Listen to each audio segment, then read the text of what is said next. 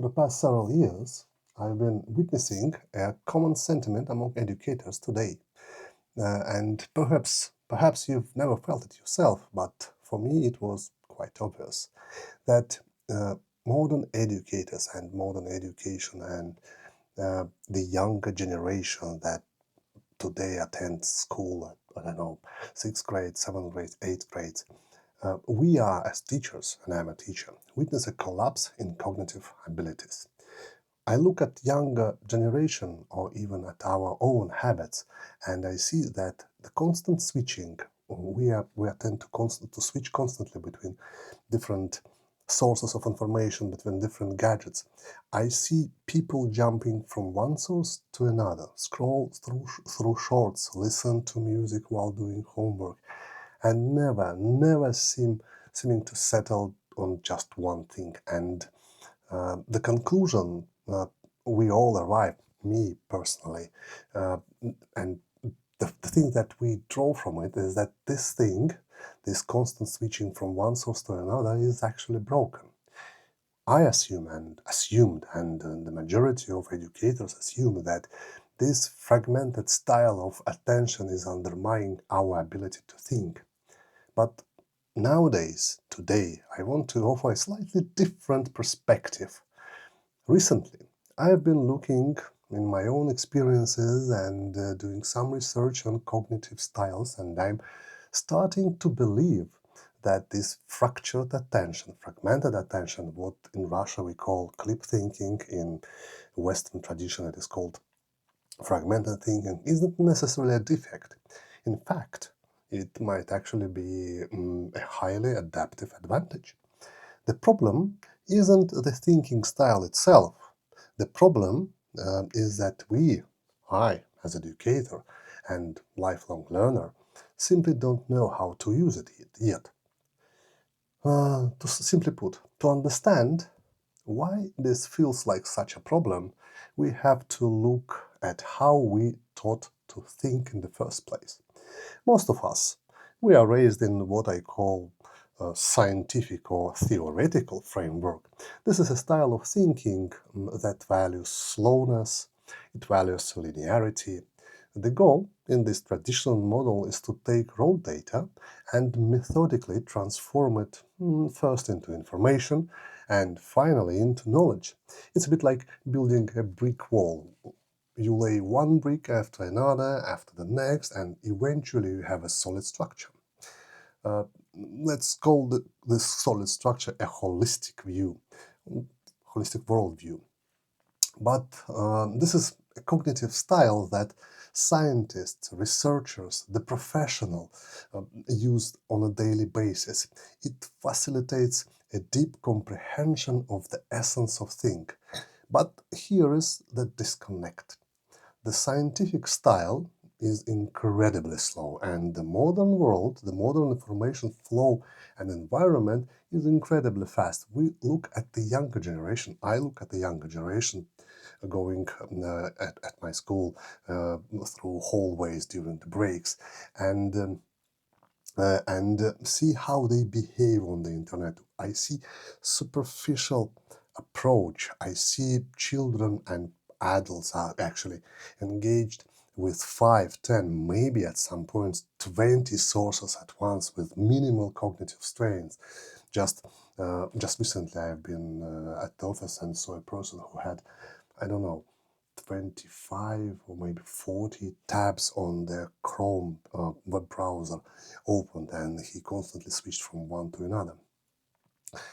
Uh, now, traditionally, I would have called it distraction, but some researchers, me including nowadays, proposing a different term. They suggest that this kind of fragmented thinking is not a defect, but acts as a coping mechanism. If you try to apply deep scientific thinking to every piece of information that hit you phone during the day, or drags your attention towards, you would burn out by noon. I myself usually burn out by 2 p.m. if I work intensely. So hence the conclusion that fragmented thinking allows us, not conclusion, hypothesis, that clip thinking allows us, or fragmented thinking allows us to surf over the top of the information, skim it, avoiding overload. We just read and look into some different sources without drowning in them. So, if fragmented thinking helps us survive the flood, what does it get us to? Why does it get such a bad reputation? I think the issue is that we view these two styles, like fast, fragmented or clip, and scientific style, as enemies. We think we have to choose one, but I want to suggest that we are actually that they are just two stages of the same process. Think of it this way. Stage 1, fragmented thinking. It is preliminary stage. It is generalized, abstract, and extremely fast. It allows you to scan the horizon, identify certain patterns, and gather raw materials. It is the search function of your brain. Stage 2 is completely different thing. It's scientific thinking. This is where you stop scanning and start processing. This is where you take that raw material and apply critical analysis, hypothesis, and synthesis. The danger isn't that people have clip thinking. The danger, or start thinking fragmentally, the danger is that they and we often stop at this stage 1. We get stuck in the loop of consuming, and we never move to the second stage of processing. When we have raw data, but we have accumulated lots of raw data, but never do the work for abstraction or prediction. We never build this kind of worldview that I mentioned before, holistic worldview. So, what is the practical takeaway here? How do we actually fix this in our own lives? I don't think the answer is to reject digital tools that usually the majority of modern education consider culprit in this state of affairs. Or to force ourselves to become Luddites who only read paper books by candlelight. So there is value in that. It's obviously much better to read paper or write or use paper to thinking, but we move it aside for time being. I believe that the answer lies in creating blended tools. We need a system that allows for seamless transition between clip, fragmented world and the deep world. For me, this means recognizing when I am in fragmented state of mind. When I'm scrolling or checking feeds, I don't beat myself up, I accept that. I am gathering dots. I am scanning, I'm in the scanning phase. But then I must have a specific protocol or tools or maybe a habit, cue that forces me to switch gears. This is where I move from digital environment back to the analog one, like this one, or from the feed to the notebook that I use to take my notes.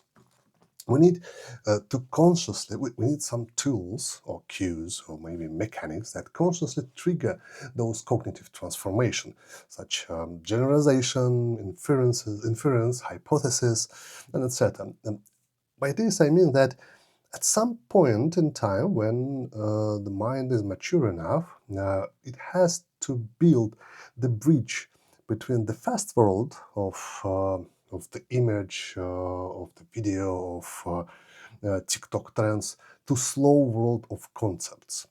All of this said, all of this say to me that we shouldn't be afraid of the way our minds are adapting to the internet.